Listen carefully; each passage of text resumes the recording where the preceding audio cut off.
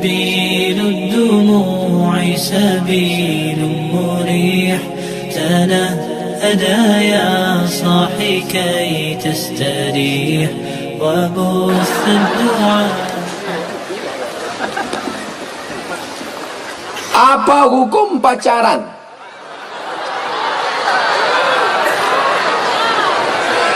Anak-anakku, adik-adikku kalian yang sudah hijrah, jangan lagi ada pacaran-pacaran. Janji? 1, 2, 3. Janji? Jangan ada dusta di antara kita. Buka HP, cari namanya, delete. Buka FB, cari namanya, unfriend. Putuskan. Insya Allah besok langsung dia update status. Apa status dia? Bukan perpisahan yang kutangisi, caro nanda lama.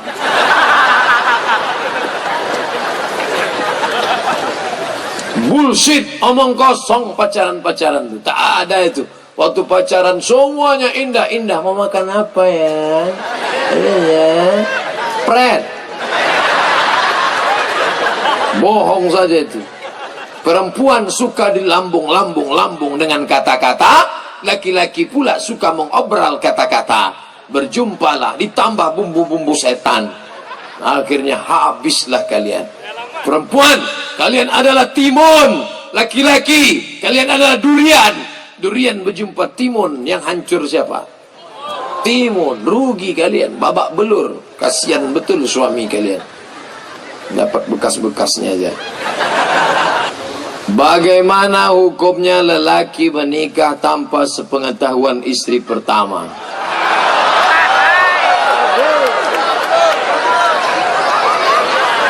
Secara hukum fikih sah.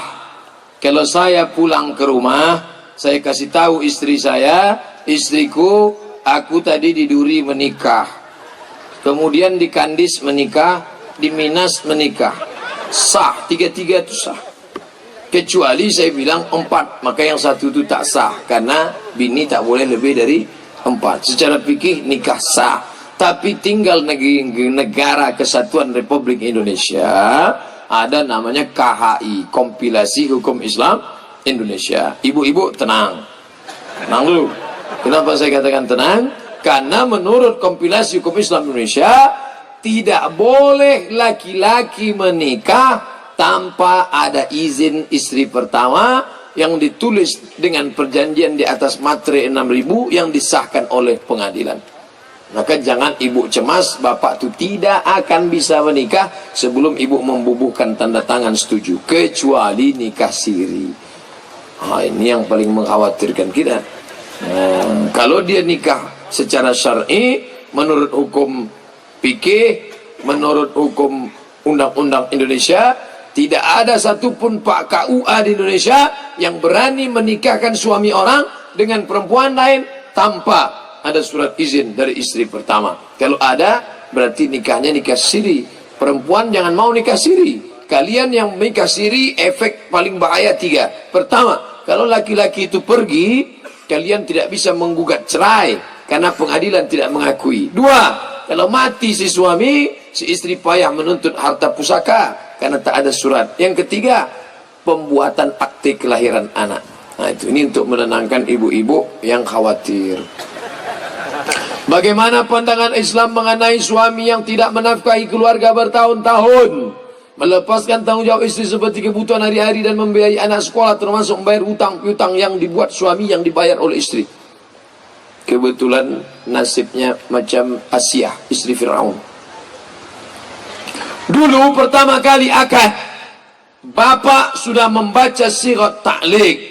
Apa bunyi siratnya? Jika saya meninggalkan istri saya 3 bulan lamanya berturut-turut tanpa memberikan nafkah zahir dan batin, maka istri saya mengadu ke pengadilan agama dan hakim menjatuhkan talak 1, maka jatuhlah talak 1 kepadanya. Banyak perempuan yang tidak ingat, karena waktu suami yang baca sirat ta'liq dia asyik selfie. Ibu yang ditinggal bapak lewat bulan yang ditentukan, pergi ke pengadilan agama Kabupaten Bengkalis, gugat karena dibolehkan. Saya tak akan menggugat dia, Pak Ustadz. Kenapa? cintaku sudah kuberikan semuanya. Tahankanlah. Jangan mencela-mencele. Disuruh menggugat tak mau, disuruh menunggu gelisah. Kalau memang kau cinta, kau tunggu. Tak akan saya gugat Pak Ustaz, 1000 tahun kan ku nanti. Nantilah.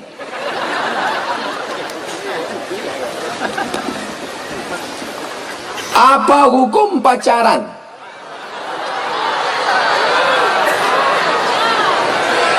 Anak-anakku, adik-adikku, kalian yang sudah hijrah, jangan lagi ada pacaran-pacaran.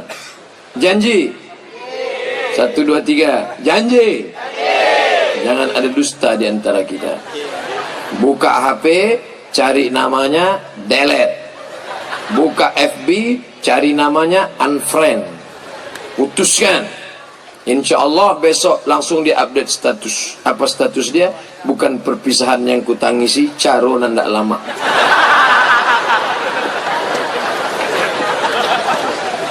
Bullshit, omong kosong pacaran-pacaran itu. Tak ada itu.